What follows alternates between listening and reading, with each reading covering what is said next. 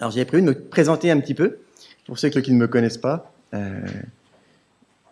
Si je dois me présenter, je dirais que la principale chose, c'est que je suis chrétien. Je pense que c'est déjà un bon départ, et je suis chrétien depuis de nombreuses années. Je suis incapable de vous dire à quelle date je me suis converti, puisqu'en fait, de nombreuses fois dans ma vie, en étant jeune, je me suis dit « Seigneur, si tu viens, me laisse pas sur terre ». Et un jour, je me suis rendu compte qu'en fait, j'étais converti depuis bien longtemps, parce que c'est quand même relativement simple d'être sauvé, même si pour certains, ça peut être compliqué. L'approche, saisir le salut est quand même quelque chose de très simple, et on peut le faire en étant tout petit.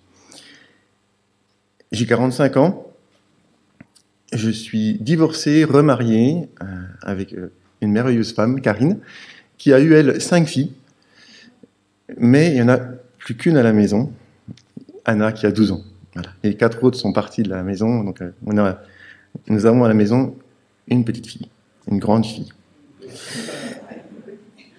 Comme l'a dit Albert, mes parents sont appelés, ils s'appellent Papy Jo et Mamie Chou, pour ceux qui les connaissent. Ils sont assez acteurs dans la région. Ils vous passent bien le bonjour. Papa vous remercie encore, maman aussi, pour toutes les prières qui sont montées pour sa convalescence. Il va, je dirais, très très bien, à mon regard. À son regard, il n'est pas encore assez rapidement remis. Il aimerait que ça aille plus vite. Il aimerait pouvoir remonter, refaire des travaux. Mais voilà, il vous salue. C'est un Goethal, ouais. Si je dois me décrire, je dirais que je suis en route vers le ciel et en constante progression. Enfin, en tout cas, c'est ce que je recherche. Et je suis ce qu'on appelle... On a eu une grande discussion avec ma petite femme en disant « je suis d'une bonne famille ». Alors, une bonne famille peut dire plusieurs choses. Ça ne veut pas dire que c'était une famille aisée avec plein d'argent. C'était d'une bonne famille au sens avec des bonnes valeurs, je crois. Donc, mes 2 parents sont chrétiens, déjà. Voilà. Mes grands-parents paternels étaient chrétiens. J'ai eu à peu près tout ce que je voulais, un cadre paisible, a priori tout ce qu'il fallait pour être heureux et m'épanouir dans la vie. J'ai jamais touché à la drogue, jamais à l'alcool, j'ai pas fait de crise d'ado, en tout cas mes parents confirment que je n'ai pas fait de crise d'ado. Je crois ne pas avoir fait de crise de trentaine, ni de quarantaine, voilà, donc je suis quelqu'un d'a priori assez classique, assez normal.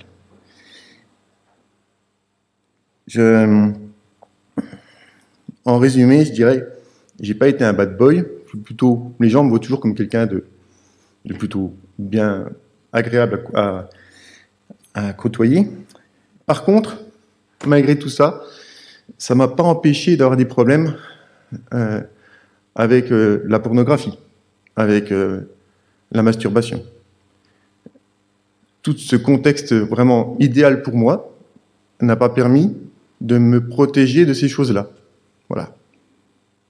Je vous expliquerai pourquoi plus tard je mentionne ce détail de ma vie. J'ai été baptisé enfant. On est dans des églises baptistes, alors du coup je précise que j'ai été baptisé enfant. Mes parents ont décidé de me baptiser quand j'étais enfant. J'ai reconnu ce baptême, mais j'ai surtout une démarche particulière avec le Seigneur par rapport à un engagement et un témoignage. Et aujourd'hui, je me considère comme baptisé. Voilà. Et si je dois terminer de me présenter, je dirais « j'aime beaucoup rendre service ». Pas forcément pour apporter des messages, parce que ça me stresse.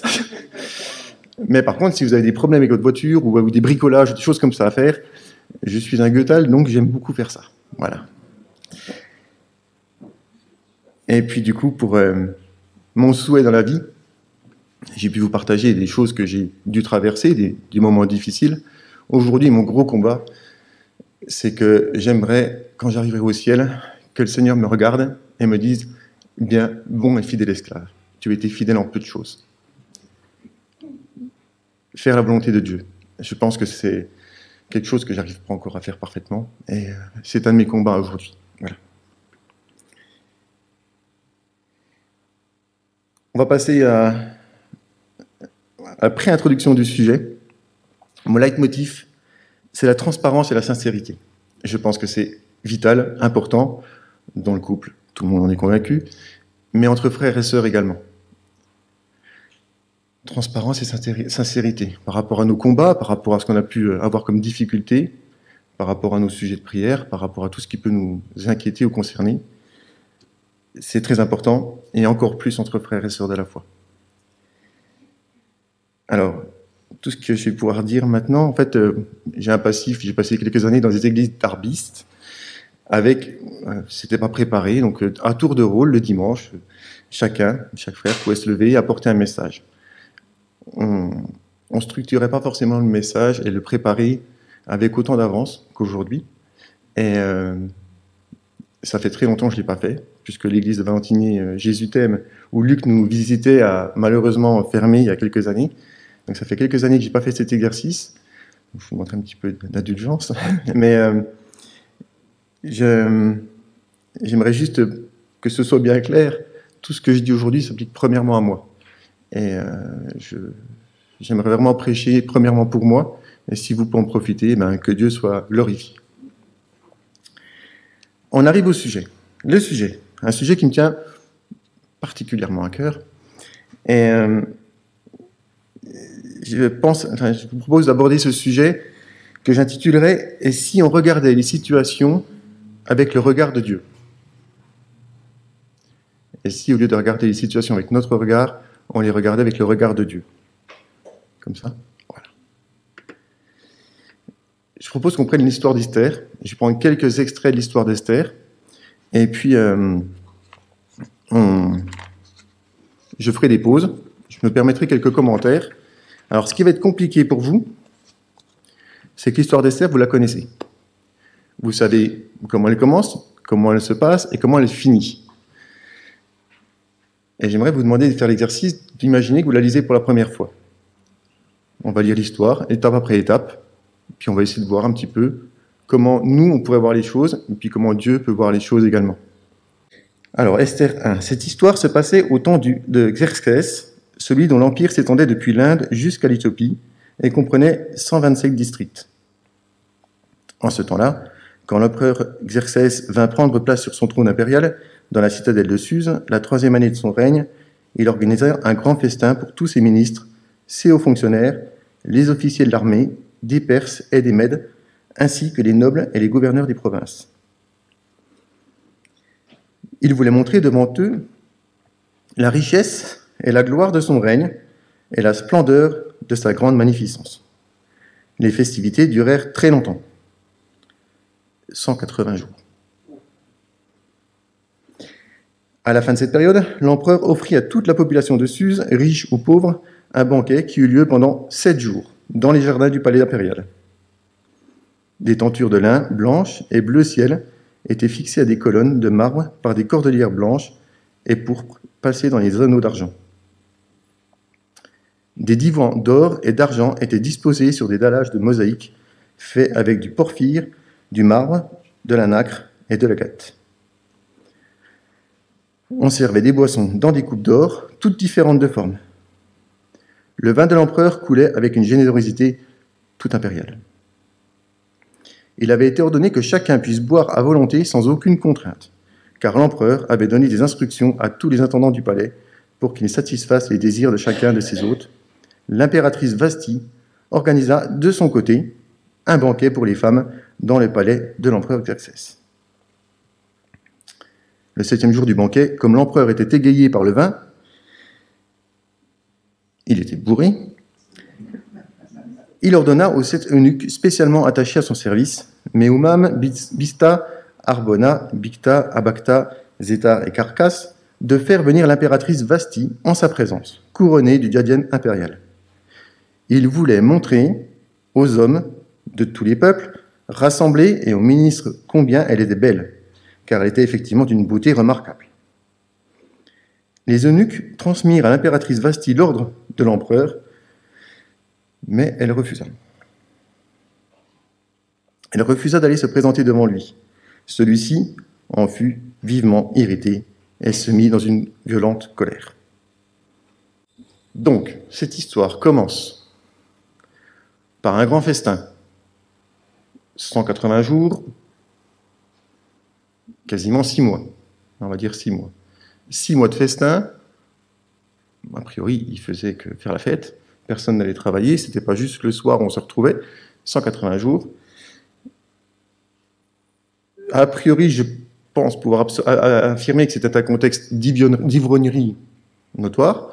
Tout le monde était bien gai. On peut imaginer, mais quand même le matin, quand ils se réveillaient, ils avaient encore les restes de la veille. Et le roi a une attitude assez discutable à vouloir appeler sa reine à se présenter juste pour pouvoir briller devant ses copains.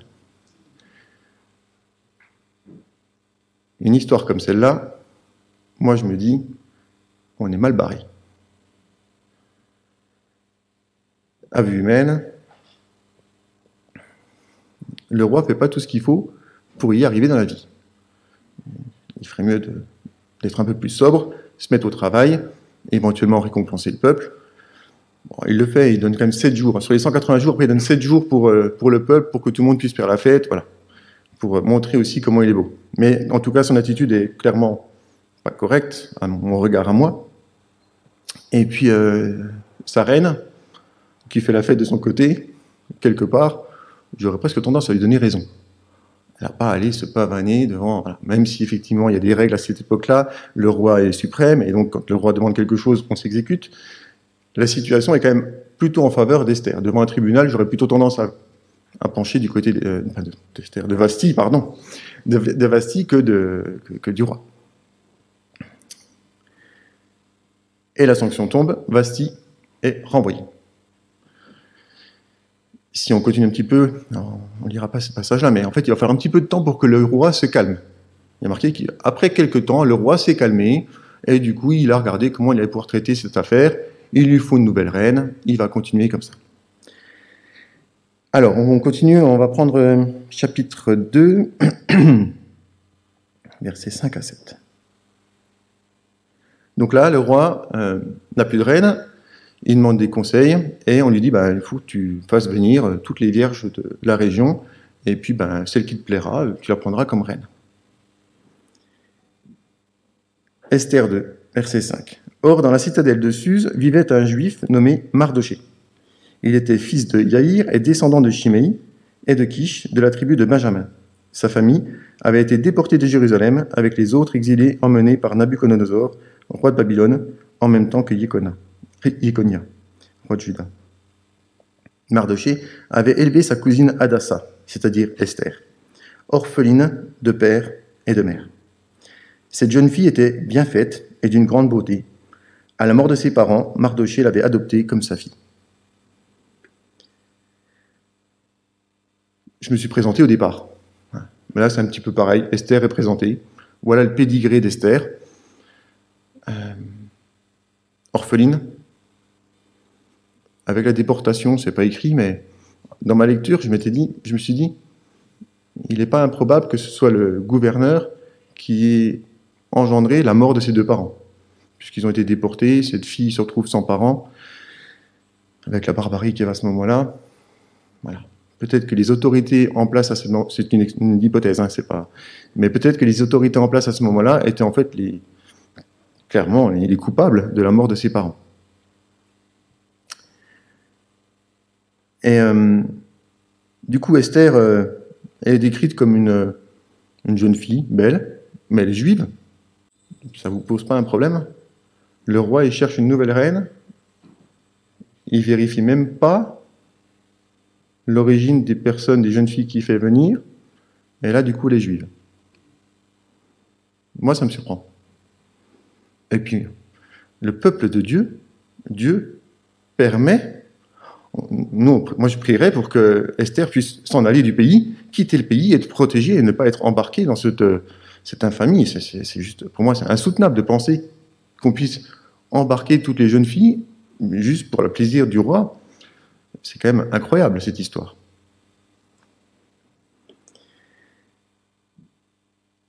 Si on va à peine plus loin, au verset 10 à 15, donc les filles sont présentées devant le roi, mais Esther n'avait révélé ni son peuple, ni sa famille d'origine, car Mardoché le lui avait interdit. Chaque jour, il se rendait devant la cour du harem pour prendre des nouvelles d'Esther et savoir comment on la traitait. Les jeunes filles se rendaient chacune à son tour chez l'empereur Xerxès, au terme du traitement de beauté prescrit pour 12 mois par le protocole des femmes. 12 mois de préparation. Vous imaginez chaque jour, pendant 12 mois, être dans cette situation. Moi, je pense que je quitte le palais, je me sauve et je me cache. Pendant 12 mois, elle a été préparée.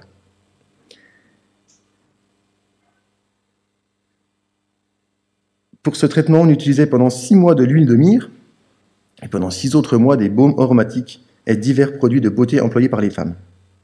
Puis, lorsque venait le tour d'une jeune fille de se rendre chez l'empereur, on lui donnait tout ce qu'elle demandait pour emporter du harem au palais impérial.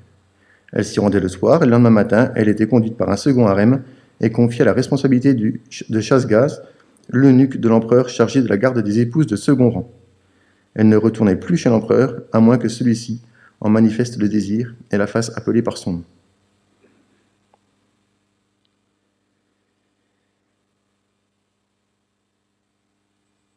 On va dire que Esther a passé le casting. Esther est retenue. Alors, elle est juive. Elle est mignonne. Elle est très agréable. Et du coup, le roi, a priori, il est plus attaché par le physique que par l'histoire des personnes. Mais en gros, elle se retrouve au palais impérial. Une juive, orpheline, se retrouve au palais impérial. Je n'ai pas très bien compris. A priori, je dirais comme une épouse de second rang, dans un premier temps, puisque je pense que c'est a priori, elle était de second rang, et après, c'est seulement après qu'il la nomme reine. En gros, elle a un statut, quand même, très proche du roi, mais dans un contexte clairement pas en corrélation avec les Juifs. Hein. Une seule femme, je veux dire, là, en plus, il n'y a pas question de mariage. En fait, ils testent les femmes les unes derrière les autres. C'est atroce, affreux. Tout ce contexte-là, si on fait une pause, franchement, là, je me dis stop, on arrête l'histoire. Soit Dieu donne un grand coup de pied dans la fourmilière, il renverse tout. C'est là que des prières montent devant Dieu en disant « Seigneur, renverse les plans de Satan, que si toute la méchanceté de Satan soit transformée en gloire, en puissance, en amour, pour ta gloire. Hein, » je fais ces prières-là, je pense que vous êtes aussi à faire des prières comme ça. Quand on voit la guerre, quand on voit des situations affreuses, on se dit stop. C'est à ce moment-là, on imagine bien le roulement de tambour, Dieu intervient et tout est beaucoup mieux, beaucoup plus simple.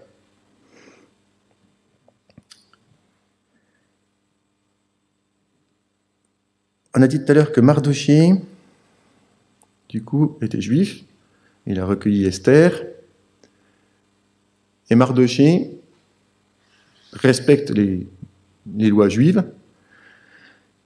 Et on va voir qu'il a du respect aussi pour les autorités. Malgré tout ce contexte, où clairement, pour beaucoup moins, moi je me dirais, les autorités, il faut les respecter, mais bon, il y a marqué que c'est jusqu'à ce que ce soit pas contradiction avec Dieu. Franchement, là, c'est quand même en contradiction avec Dieu, donc on n'a pas besoin de respecter ces autorités. On a des bonnes raisons de dire, là, ce coup-ci, on s'arrête là. Les autorités, je les respecte, mais là, c'est trop. Dieu, il ne peut pas constitutionner ça, c'est pas possible. Je refuse, je ne me soumets pas. Aman se soumet, dans une certaine limite. C'est ce qu'on va lire. Alors, 21. À cette époque, alors que Mardochée exerçait donc des fonctions au palais impérial, 2 eunuques de l'empereur Bigtan et Teresh, qui faisaient partie de la garde postée à l'entrée du palais, furent exaspérés par l'empereur Xerxès et cherchèrent à l'assassiner. Mardochée en eut connaissance et il en avertit l'impératrice Esther, qui mit l'empereur au courant de la part de Mardochée. Après enquête, l'information se révéla exacte. Les 2 coupables furent pendus à une potence et l'affaire fut consignée dans le livre des Annales en présence de l'empereur. Une petite parenthèse dans cette histoire d'Esther. Et si on regardait cette histoire un petit peu différemment? Il y a 2 personnes. Mardochée n'est pas du tout impliqué, remarquez. 2 personnes veulent tuer le roi. Merci Seigneur d'avoir envoyé ces 2 personnes pour tuer le roi. Si le roi est mort, ma petite Esther est libérée, je peux la récupérer, et on va pouvoir enfin vivre selon tes coutumes, selon tes ordonnances, et se réjouir. Moi, elle me plaît bien cette version, parce qu'il y a un peu de justice, et puis, mince, ça fait quand même beaucoup de choses qui s'accumulent. Voilà. Alors, vous connaissez la fin de l'histoire, hein, vous la connaissez, cette histoire, parce qu'après, le peuple juif va être libéré et tout ça. Oui, pour l'instant, on n'y est pas. On n'y est pas. Et là, tout prête à croire que le peuple juif est plutôt dans une mauvaise passe. Si on fait un parallèle avec nos vies, on en est là. Ce qui est derrière, on ne sait pas. Alors, je ne sais pas ce que vous vivez comme circonstance actuellement, mais pensons que Dieu sait. Et Dieu sait ce qu'il y a derrière. Dieu sait qu'est-ce qui va se passer après. Et là, du coup, Mardochée ne laisse pas faire. C'est injuste. Le roi doit être respecté. Des gens veulent le tuer. Il fait passer le message. L'affaire est analysée. Les deux personnes sont punies. Le roi est sauvé. Le roi est sauvé. Du coup, Esther reste dans sa situation. Voilà.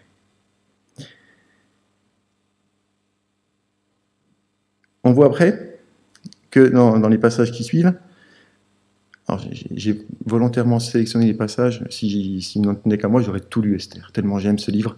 Et donc tous les détails sont vraiment très importants, je vous encourage à le relire. Hein. Mais si vous regardez un petit peu après, vous allez voir que Haman, qui est une personne du palais, demande à ce qu'on se prosterne quand il passe. Voilà. Et Mardochée, là, c'est la limite. La limite. Ouais. À chacun de définir comment il comprend la limite de Dieu dans sa vie. La limite d'Haman, c'était pas de fuir et de ne pas se soumettre aux autorités, mais sa limite, c'était de ne pas se prosterner devant quelqu'un d'autre que devant son Dieu. Et je trouve ça très honorable. Ça aurait été simple de la part de Mardochée. Tout le monde le fait. Hein. On se donne bonne conscience. Tous les autres le font. Il le fait comme ça, mais dans son cœur, il ne le fait pas vraiment, il le fait juste physiquement, il ne le fait pas vraiment, et puis ça ira bien, et puis ça évitera de poser des problèmes. Il y a quand même Esther qui est au palais, si jamais il fait un bazar, c'est la vie de sa fille par adoption qui est en danger.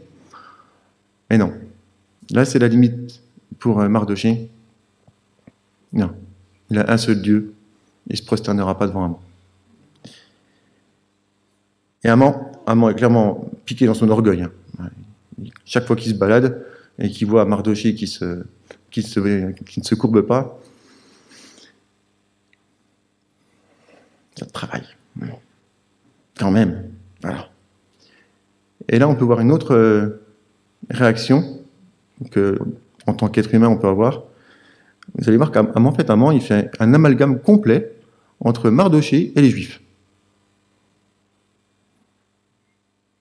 Pourquoi? Juste Mardochée qui refuse de se courber, pourquoi il veut aller exterminer le peuple juif? Soyons modérés, réfléchissons un peu de recul. C'est juste Mardochée. Occupe-toi de Mardochée et laisse les Juifs tranquilles. C'est pas possible. Pourquoi est-ce qu'on réagirait aussi violemment?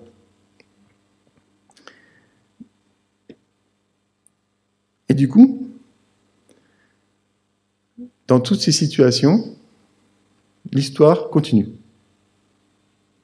C'est long, hein? C'est pas notre histoire, ça va. C'est une histoire. Mais quand dans nos vies, c'est long,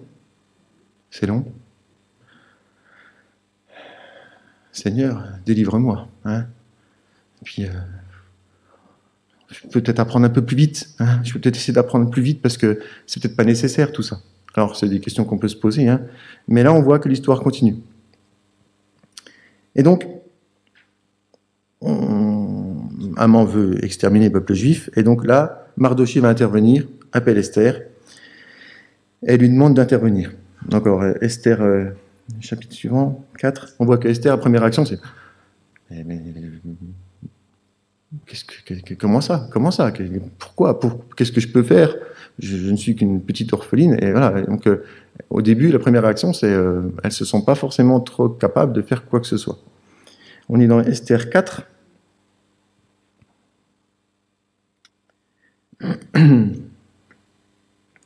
Donc Esther ordonna à Hathach de rapporter sa réponse à Mardochée. Tous les serviteurs de l'empereur ainsi que les habitants de toutes les provinces de l'Empire savent bien qu'il y a une loi qui est la même pour tous, en vertu de laquelle tout homme ou toute femme qui pénétrerait dans la cour intérieure du palais pour se rendre auprès de l'empereur, sans avoir été convoqué par lui, sera mis à mort. Sauf si l'empereur lui tend son sceptre d'or. Alors seulement sa vie lui sera épargnée. Quant à moi, voilà 30 jours que je n'ai plus été invité à me rendre chez l'empereur. Lorsqu'on eut rapporté à Mardochée les paroles d'Esther, il lui fit répondre « Ne t'imagine pas qu'étant dans le palais impérial, tu seras épargné de la différence de tous les autres juifs. » Épargné à la différence des autres juifs. Bien au contraire. Car si tu persistes à garder le silence dans les circonstances présentes, le salut et la délivrance viendront d'ailleurs pour les juifs. Alors que toi et ta famille, vous périrez. D'ailleurs, qui sait si ce n'est pas en vue de telles circonstances que tu es devenue impératrice? Le verset central. Qui sait si ce n'est pas pour une telle circonstance que tu es devenue impératrice? J'aime beaucoup voir ce passage comme Dieu souverain. Satan essaie de faire des choses, plein de choses, du mal. Dieu est souverain, Dieu laisse faire. Mais au-delà du fait qu'un jour il va intervenir pour dire stop, en plus, il utilise les manigances de Satan pour bénir. Alors ça ne doit pas nous encourager à faire des bêtises, hein. C'est pas mon propos, mais voyons quand même là que la question qui est posée, moi je la prends comme venant de Dieu, et si tout ce que l'on a vécu jusqu'à présent, Dieu n'est pas intervenu tout de suite, ou Dieu l'a permis pour notre bien, pour le bien des autres. Voilà. Et là, l'histoire d'Esther prend un virage. On va lire le verset 16. Verset 16. Va rassembler tous les... Donc Esther dit, va rassembler tous les Juifs qui se trouvent à Suse, jeûner pour moi, sans manger ni boire, pendant 3 jours et 3 nuits. J'observerai de mon côté le même jeûne avec mes servantes. Ensuite, je me rendrai chez l'empereur, malgré la loi. Si je dois mourir, je mourrai. Mardochée partit et fit ce qu'Esther lui avait commandé. Au début, c'est Mardochée qui donne des ordres à Esther. Là, c'est Esther qui ordonne à Mardochée. Esther risque sa vie quand même. Hein. Je veux dire, le roi n'a pas l'air commode. Quand il appelle son ancienne reine qui ne vient pas, ça a été réglé manu militari, il n'a pas l'air commode. Du coup, Esther prend quand même un gros risque. Alors, le livre d'Esther, c'est le seul livre où il n'y a pas mentionné le nom de Dieu dedans. Hein. Il n'y a pas Dieu prononcé dans le livre d'Esther. Mais dans le filigrane, on voit en fait l'action de Dieu. Et quand elle dit jeûner, le jeûne allait souvent avec la prière. Et donc, elle s'en remet à Dieu. Donc, Esther finalement dit, ok, si je dois mourir, je meurs. J'accepte ma mission. Allons-y. Elle demande le soutien de son peuple. Et, à ce moment-là, moi j'aurais aimé un petit verset qui dise « De nuit, elle entendit une parole de Dieu lui dire « Tu feras ceci, ceci, ceci, ceci, et je serai avec toi. » Ah si, quand même. Quand vous avez une révélation de Dieu qui dit « Je serai avec toi », là, elle a risqué sa vie. J'aurais bien aimé ça.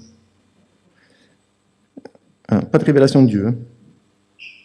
Ni comment faire, pas d'indication comment faire. Et pourtant, on voit que chez Esther, aucune précipitation.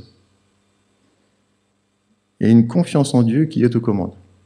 On va continuer, on va voir après comment ça se manifeste dans sa vie.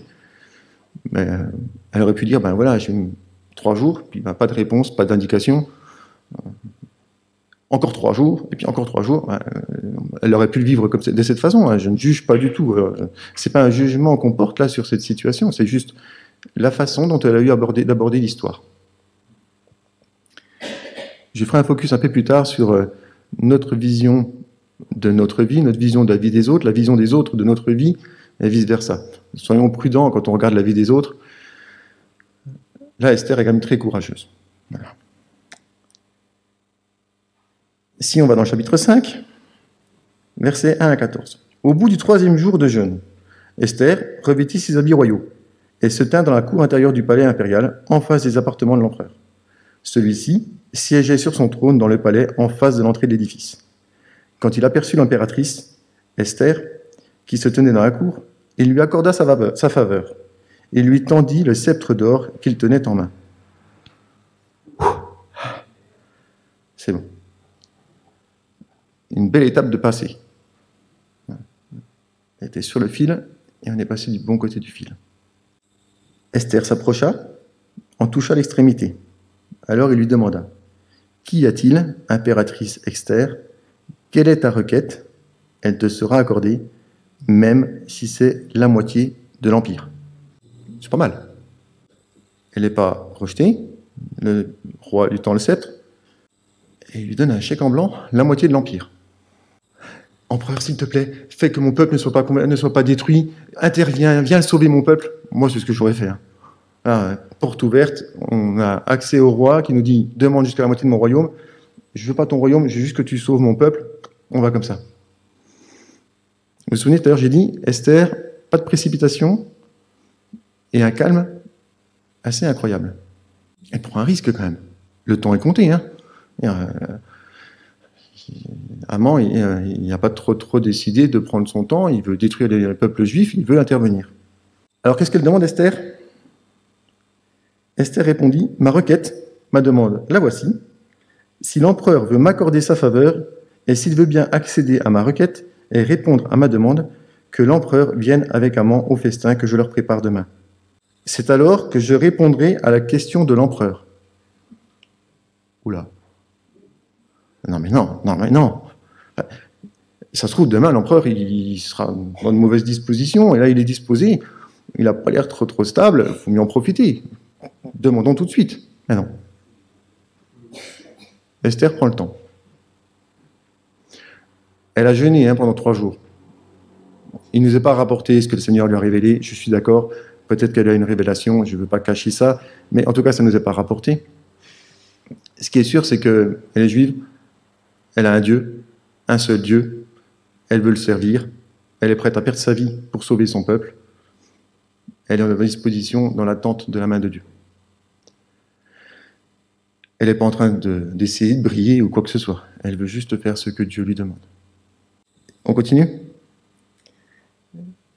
Je vais vous faire voir qu'en fait, elle aurait dû se dépêcher. Elle aurait dû demander tout de suite, parce que Haman s'en retourna en ce jour-là, joyeux et le cœur en fête. En passant devant la porte du palais impérial, il aperçut Mardochée. Celui-ci ne se leva pas et ne tremblait pas devant lui. Alors Haman fut rempli de fureur contre lui. Néanmoins, il se domina et rentra chez lui. Là, il fit venir ses amis et sa femme, Zeresh. Il lui décrivit longuement ses richesses prestigieuses, leur parla de ses nombreux fils et de tous les honneurs dont l'empereur l'avait comblé en l'élevant à un rang supérieur aux ministres et à tous les hauts fonctionnaires impériaux. Et même, ajouta-t-il, l'impératrice Esther n'a invité personne d'autre que moi avec l'empereur au festin qu'elle a préparé. Et demain, c'est encore moi qui suis invité avec l'empereur. Mais tout cela ne compte pour rien à mes yeux aussi longtemps que je verrai ce juif Mardochée assis à la porte du palais impérial. Sa femme Zeresh et tous ses amis lui dirent : il n'a qu'à faire dresser une potence haute de 25 mètres, et demain matin, tu parleras à l'empereur pour qu'on y pende le Mardochée.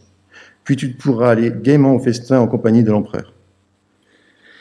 Cette proposition plut à Haman, et il fit faire la potence. Elle aurait parlé à la première autorisation du roi, ça n'existait pas. Moi, ça me plaît beaucoup. Parce que ça évite de faire souffrir les gens. C'est dur de voir souffrir les gens. Là, c'est une situation qui va encore faire souffrir. En plus, Haman, ça fait un bout de temps, il serait peut-être temps que Dieu lui dise ce qu'il faut faire. Mais non, Dieu aussi est patient, et le temps de Dieu n'est pas notre temps. Chapitre suivant. Cette nuit-là, comme l'empereur n'arrivait pas à trouver le sommeil, il se fit apporter le livre des annales, relatant les événements passés. Et l'on fit la lecture devant lui. On tomba sur le passage racontant comment Mardochée avait prévenu que Bigtan et Téresh, 2 eunuques de l'empereur, qui faisaient partie de la garde postée à l'entrée du palais, complotaient de porter la main sur l'empereur Xerxès. L'empereur demanda : De quelle manière a-t-on honoré Mardochée et quelle distinction lui a-t-on accordé pour cela? Les serviteurs qui étaient en fonction auprès de lui répondirent, on n'a rien fait pour lui. L'empereur demanda alors, qui est dans la cour? Quand on dit que Dieu a de l'humour, vous allez voir, c'est pas peu dire. Qu'il entre, ordonna l'empereur. Haman entre, donc c'est Haman qui se tient dans la cour. Donc l'empereur dit qu'il entre. Haman entra et l'empereur lui demanda. J'aime beaucoup cette partie-là. Que faut-il faire pour un homme que l'empereur désire honorer?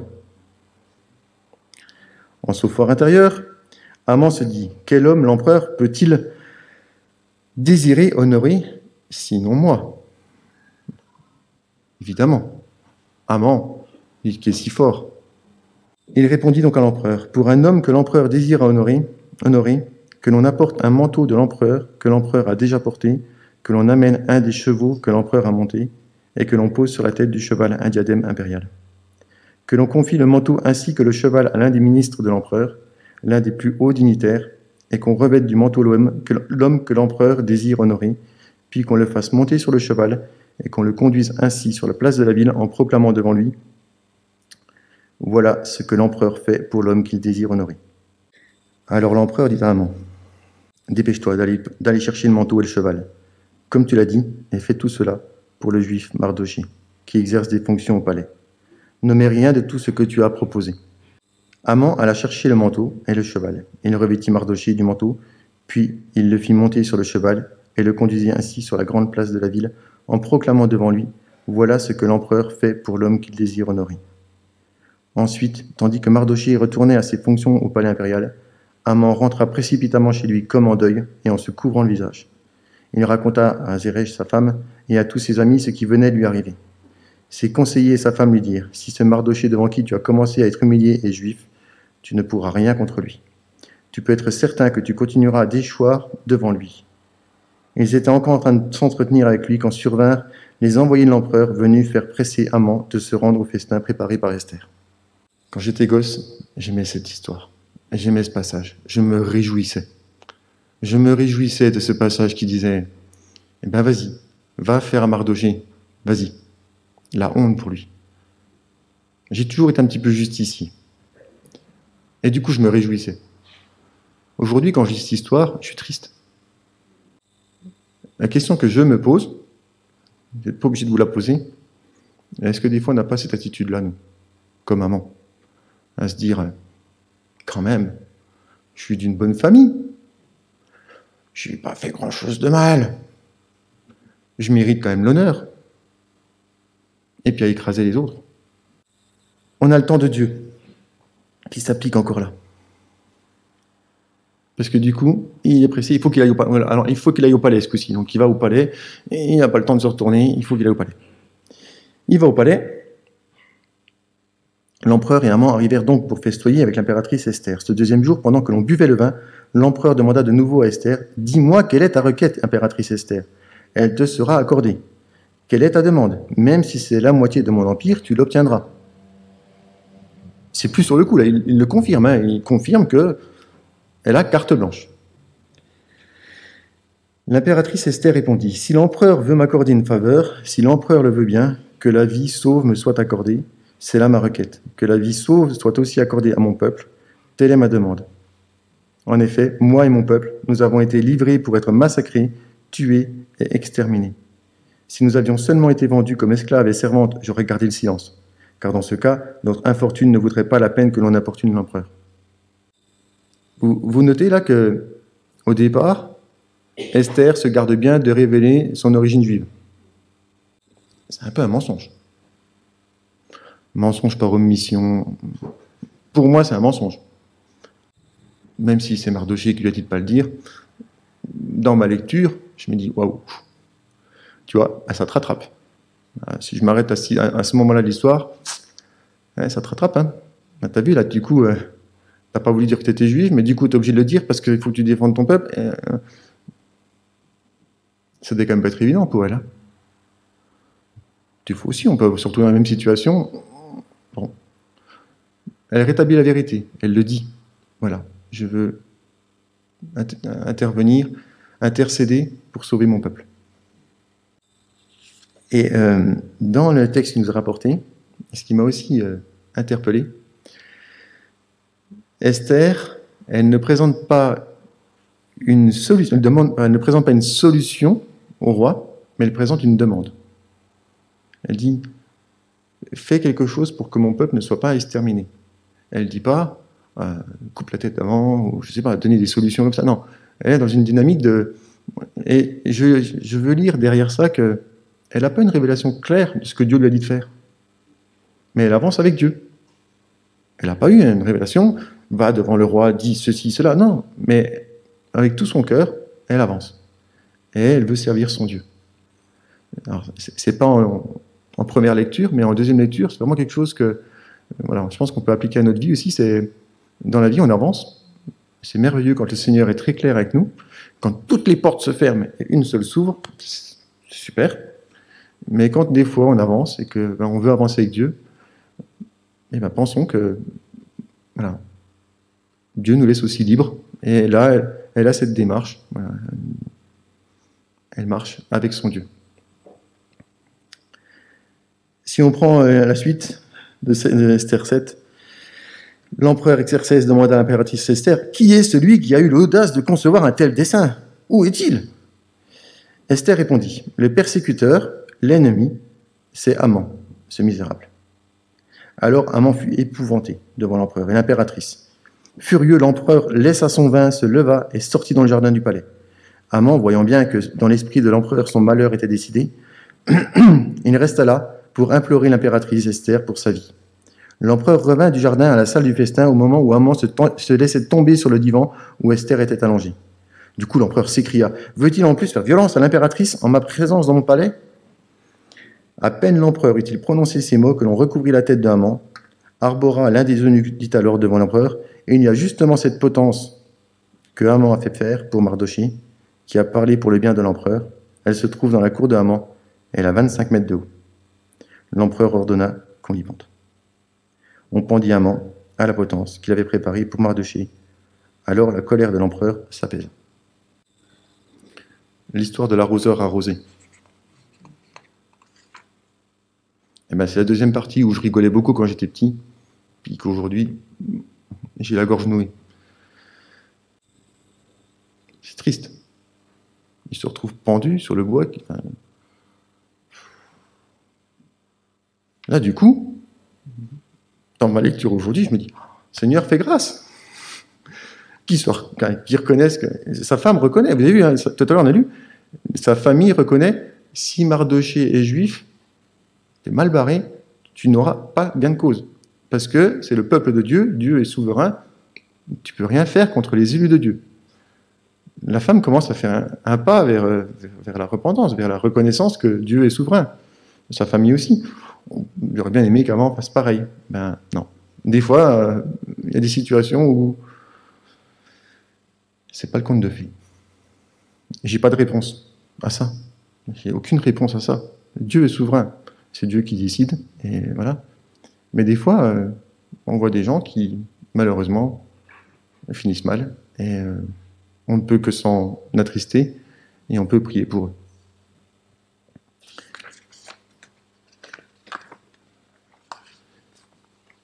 Vous chercherez aussi? J'ai cherché parce que j'aurais été naturellement comme ça. J'ai pas, en tout cas dans ma lecture, j'ai pas l'impression que Esther fasse une requête contre Haman. Elle ne dit pas il mérite de mourir. Non. Le roi dit qui a fait ça? Et elle dit c'est ce méchant Haman. Elle ne se venge pas.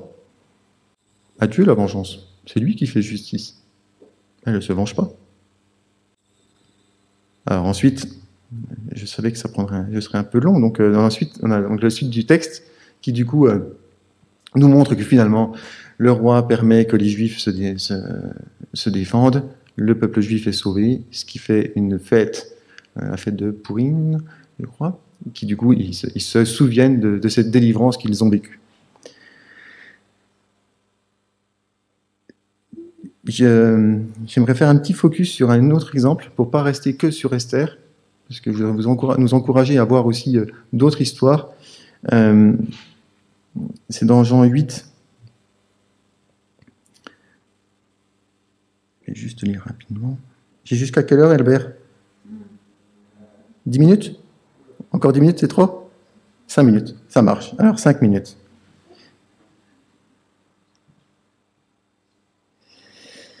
Eh ben, je vais le résumer. Si je vous dis que c'est l'histoire du couple adultère, ça vous parle? La femme adultère, cette femme qui a amené à Jésus, la loi dit, il faut la lapider. Moi, je poserai la question, où est l'homme? Ils amènent la femme adultère. Pour être adultère, il faut un couple. Où est l'homme? Qu'est-ce qu'ils ont fait de l'homme, déjà? Mais Jésus, sa réaction n'est pas celle-là. En une parole, il recadre. En une parole, notre Seigneur Jésus recadre la situation. Vous voulez juger? Que celui qui n'a jamais péché jette la première pierre. On peut faire cet exercice avec toutes les autres histoires de la Bible. On peut prendre Joseph, l'histoire de Joseph, vous la décortiquer, plein de choses où mais pourquoi Jonas, Lazare, Ruth, tous des exemples de Jésus dans l'Évangile, c'est pareil. Alors, parce que c'est très visuel, je sais qu'on se rappelle plus du visuel, j'aimerais résumer de la façon suivante. Vous arrivez à lire? Oh, c'est petit. Le soleil, c'est Dieu. L'individu, c'est nous, moi. Les individus, c'est les autres. Le regard de Dieu. Le regard de Dieu sur nous-mêmes. Vous vous souvenez au début, j'ai baissé un petit peu la garde, même beaucoup la garde, quand je vous ai confié que j'avais a priori pas trop fait de bêtises dans ma vie, mais ce qui ne m'avait pas empêché d'avoir des problèmes avec la pornographie et la masturbation. C'était quoi votre réaction à ce moment-là? Vous m'avez regardé comment? Ah bah quand même! Il est chrétien quand même! Ou bien alors, ah, je suis pas tout seul. Ou alors, voilà. Quelle a été votre réaction? La réaction de mon Dieu, c'était pas celle-là. Il a continué à m'aimer. Il m'a toujours aimé. Il nous a toujours aimés. On peut rien faire de plus ni de moins pour qu'il nous aime plus ou moins. Il nous aime, un point c'est tout. Le regard de Dieu sur nous est complet. Il voit tout. Il voit la fin de l'histoire avant son commencement. Il connaît tout, c'est complet. Il est intemporel aussi. Il n'est pas en train d'anticiper la bêtise qu'on va faire demain. Non, il est jour après jour avec nous. Et si on prend du temps à avancer, il reste avec nous. Il est libre et bienveillant. Il n'est pas en train de dresser une liste d'accusations contre nous. Il n'est pas en train de noter des points, là. Alors là, ça, paf, ça, non, paf, non. Non, non, du tout. Il a un regard bienveillant. Et en plus, son regard est parfait. Parce que moi, tous les regards que je vous ai partagés sur l'histoire d'Esther au départ, ils ne sont pas parfaits du tout. Enfin, c'est mes regards, donc ils sont forcément mauvais. Ces jugements que je peux porter par rapport à l'histoire, ça ne vient pas de Dieu. Dieu doit nous donner, par son esprit, nous donner son regard sur les autres. Le regard des autres. Alors, je ne vais pas dire qu'il ne faut pas en tenir compte. Je pense qu'il faut le considérer. Mais en tous les cas, le regard de Dieu sur nous est toujours plus important. Et puis, si quelqu'un doit nous juger, Dieu le fait. Et notre regard sur les autres, essayons de ne pas voir directement comme ça, essayons de passer par le regard de Dieu, pour les voir tels que nos frères et sœurs sont, tels que les autres sont. Et puis vous savez, la petite histoire de tout à l'heure, là, de Haman qui Mardochée est juif, les juifs, là. Moi je suis comme ça. Hein? Ah bah regarde voir, encore une casquette. Mais non, stop. Ils sont tous des êtres vivants pour qui le Seigneur Jésus est mort sur la croix. Juste une idée à garder, l'œuvre de Jésus-Christ est nécessaire et suffisante pour nous rendre agréables à ses yeux. Et puis pour cette semaine, je ne vais pas tout lire, parce que j'ai plus le temps.